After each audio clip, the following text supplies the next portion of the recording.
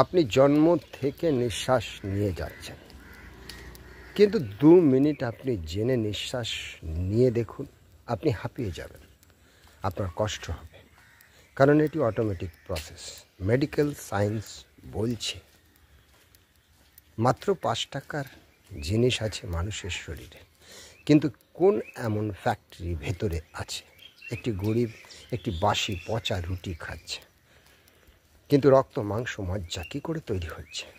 একবার যৌন মিলন স্বামী স্ত্রীর, মায়ের গর্ভে পৃথিবীর আশ্চর্যতম সন্তান কি করে জন্ম হচ্ছে, মেডিকেল সায়েন্স আজ পর্যন্ত উদ্ধার করতে পারেনি, এবং আমার বিশ্বাস পৃথিবী যতদিন থাকবে আবিষ্কার করা অসম্ভব, কারণ কি এমন ফ্যাক্টরি আছে এর ভেতরে।